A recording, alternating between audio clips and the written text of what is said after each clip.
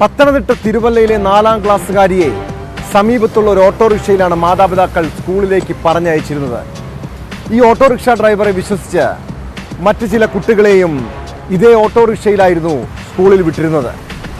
എന്നാൽ മറ്റു കുട്ടികൾ ഓട്ടോറിക്ഷയിൽ നിന്നും ഇറങ്ങിയ ശേഷം 4ാം ക്ലാസ്സുകാരിയെ ഓട്ടോറിക്ഷ ഡ്രൈവർ സ്ഥിരമായി ലൈംഗികമായി ഉപദ്രവിക്കുമായിരുന്നു. ഒരു നാട്ടുകാരൻ തോന്നിയ സംശയം ഓട്ടോറിക്ഷ ഡ്രൈവർ വർഗീസിനെ കുടുക്കി. പെൺകുട്ടിയുടെ മാതാപിതാക്കളുടെ പരാതിയിലാണ് പോലീസ് പ്രതിയെ അറസ്റ്റ് ചെയ്തത്.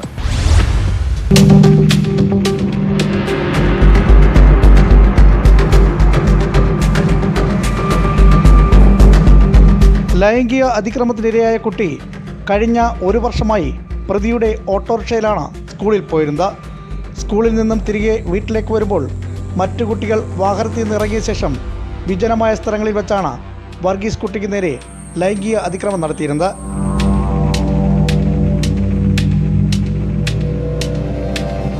കഴിഞ്ഞ ദിവസം കുട്ടിക്ക് നേരെയുള്ള ലൈംഗിക അതിക്രമം നാട്ടുകാരിൽ ഒരാളുടെ ശ്രദ്ധയിൽപ്പെടുകയും വിവരം മാതാവിനെ അറിയിക്കുകയും ചെയ്തു.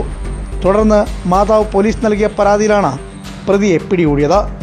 കോടതിയിൽ ഹാജരാക്കിയ പ്രതിയെ റിമാൻഡ് ചെയ്തു.